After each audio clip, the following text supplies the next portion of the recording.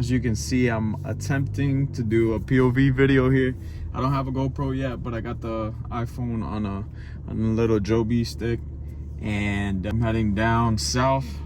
It's gonna be about a 20-minute drive, so I was like, hey, let me try it out, let me see how it looks. You guys let me know if you like this point of view. I'm gonna try to get a GoPro so I could do put the camera on my head and then you get the straight view. But for now, I'm gonna try to get this angle. Hopefully you can see the shifts and things like that. But today is 2 months of ownership with the M3, and honestly, driving the dream car every day it's a blessing, man. And if you guys have goals, you guys should definitely do your best to achieve those goals, and don't give up on yourself, because whatever you put your mind to, you can make it happen, honestly. As you can probably see, the car's not all the way warmed up yet, but we're about to get onto the highway. Hopefully the camera's not too shaky, but we'll see. This is a rough draft. But anyway, with the 2 month, I guess we could do a review. Some things I don't like, some things I like, some things I wish I would have gotten. For the most part, man, I'm just grateful. To be honest, it's hard to find things you don't like for this car. If I were to pick, obviously the brake dust is something I do not like. I'll wash my wheels, and then 2 days later they're full of brake dust again. So that's something I don't like. But there's solutions for these problems, right? It's not like, oh, you're stuck with what you got, but you just gotta invest some money into it, which, you know, at the price point of this car, you wish everything was perfect, but it's not, you know. But yeah, the brake dust is something I don't like. The squeaking of the brakes as well is something that is pretty annoying sometimes, but it's on and off. It doesn't always happen. Let's see here, let's put M2 on.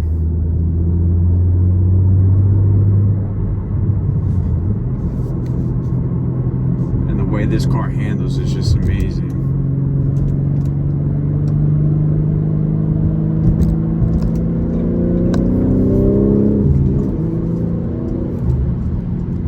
Shifting, right? I mean, for a novice, pretty good shifting.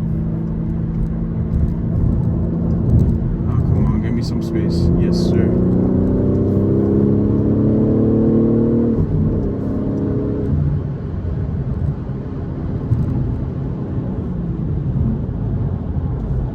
don't know if that's a cop or not.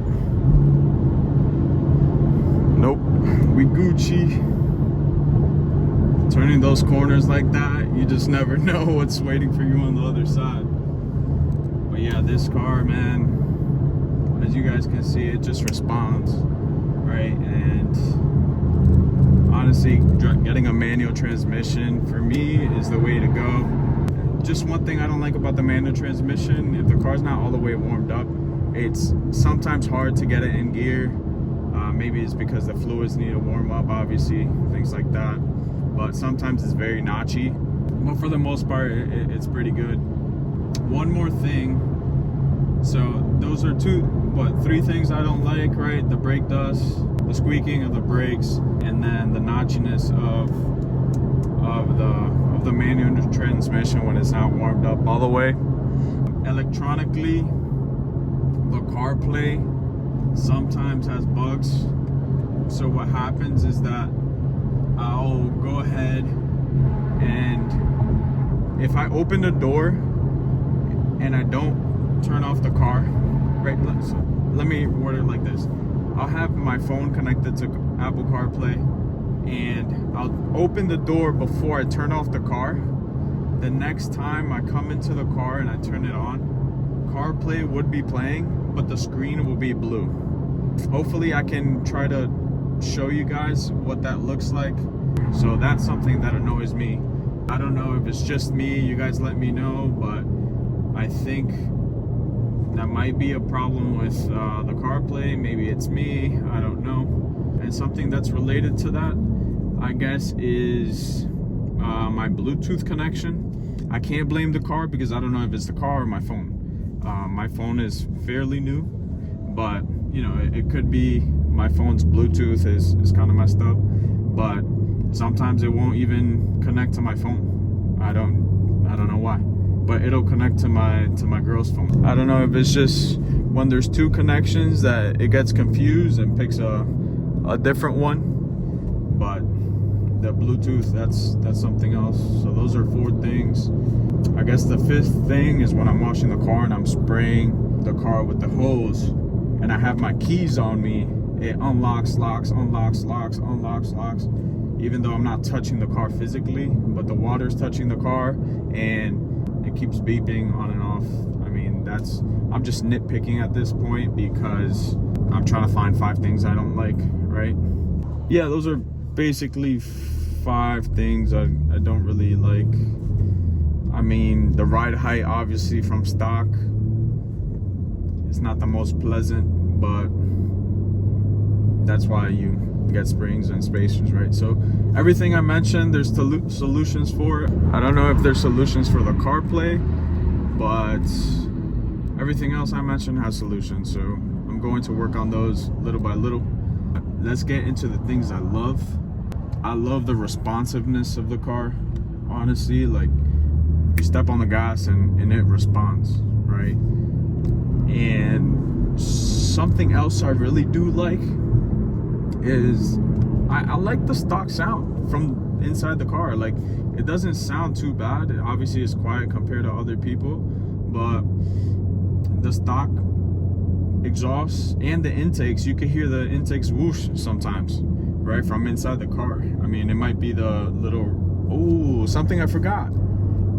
Something I really don't like is how the stereo or the audio amplifies the sounds from the outside.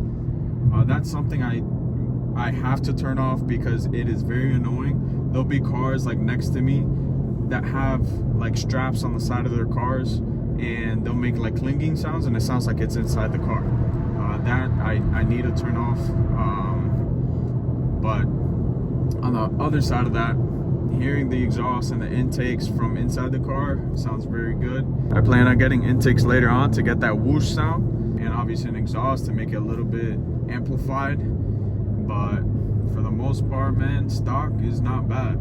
I also love the looks of this car. The stock wheels are just beautiful. BMW did a great job with these wheels. I mean, for me to get another set of wheels, it has to be, you know, like a partial sponsorship, because these wheels are phenomenal. They're just difficult to clean, obviously, because of the brake dust, but that's not the wheels' fault. That's the brake dust fault, right? Let's not forget about this interior, man. There's no other car on the market with an interior like this car, bro. There just isn't. Right, look, we just passed by a truck. You guys probably felt like that was inside here, but anyway, the interior on this car, the carbon buckets, the display, the iDrive 8, man, or 9, I don't even know what number we're on right now, but just all the details, the carbon fiber roof. I mean, it's BMW did it right with this one. Yeah, and I love the fact it's a sedan, right? This is why I got this car. Back to the seats. I'll do a complete review on the seats in a later video. I love these seats, and for reference, I am 5'11", about 240, 235 on a good day.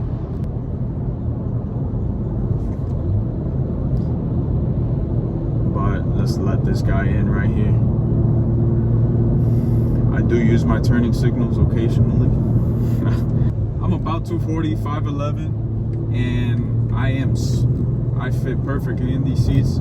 Obviously, at this weight, there's different body types, right? You could have somebody that has an athletic build, somebody that has a bigger build, you know, but I'll be modest and I'll consider myself right in the middle of an athletic slash heavy set build. But these seats, man, at first I was scared because I wasn't sure if I was gonna fit, but you know, I got this car because of the interior, so I was like, you know what, I'm gonna make myself fit. And to my surprise, man, it was a perfect fit, man. If you're debating about getting carbon buckets, just get them. Like, don't even think about it twice. You know, it's just so worth it. I like the interior, the exhaust, the intakes, The interior lighting, I mean, that goes well with it too. The braking power is really good too. It's saved me a couple times. The manual transmission, although it's notchy when it's cold, obviously, I mean, I'm just looking for things to complain about at that point, but it's very easy to drive. In M2, I have no rev matching on, but in M1 and Comfort, there is rev matching. So that's really, it allows you to easily downshift. But yeah, guys, from this, I don't know what else I would get, to be honest, besides a GT3 RS. I would love to get a GT3 RS one day. Hopefully this one's the daily and then that one's the fun car. But everything about this car, I mean, it's just phenomenal. I only had those complaints because I wanted to pick complaints, but I'm not the type to complain a lot anyway. I just deal with my hand and I make things happen. But let's see. We got 12 right next to me. Yes, sir. I gotta get off here anyway.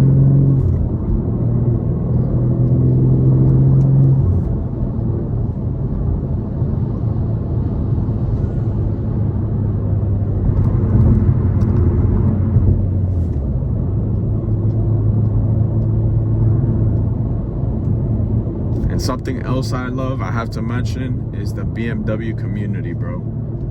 Like, everyone I've met so far has been class act, like super cool people, super friendly, super helpful. Everybody's just very connected. I mean, one of our boys from North Carolina, and I say boys, we met online. Like, he has a M3 as well, and he's Dominican and I'm Dominican. So he's like, bro, I have a boy, he's in Miami, and his car's on the same ship as yours. You guys should be, you guys should link up and whatever. And now all three of us are boys, and I haven't even met the dude from North Carolina yet. Shout out Forever Stock. That just goes to explain how close the community is. Everybody's accepting and everybody's real cool. I have no complaints about that, man. Everybody's been super helpful. Bro, this camera keeps falling, so I don't know if it's changing the angle on you guys. I'm gonna have to, I thought this was a good idea to have this camera here, but I might have to pick a different, I guess, stick or something. I don't even know what that shit's called, but yeah, man, I guess we got here a little quicker than I expected. There's barely any traffic. But yeah, the community's great, guys. So if you're on the edge of getting any type of M2, M3, M4, M5, whatever, M340, whatever, the community's great. Obviously, like, everybody jokes around with like M340s versus M3s, but man, at the end of the day, it's whatever you like, whatever makes you happy. You're the one making the payments, so do whatever you want, do whatever you please. But yeah, guys, that was a quick little review of the car, a little POV action driving.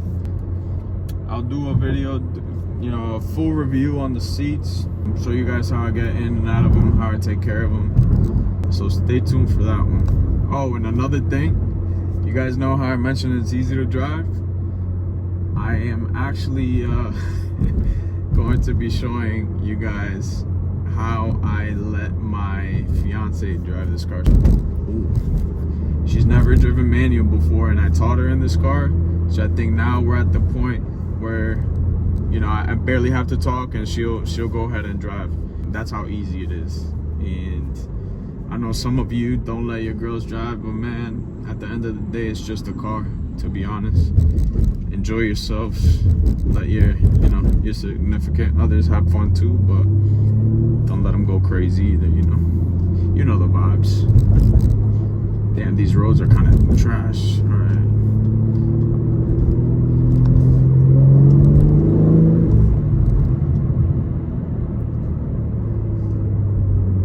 First time I was able to show you guys a pool onto the highway.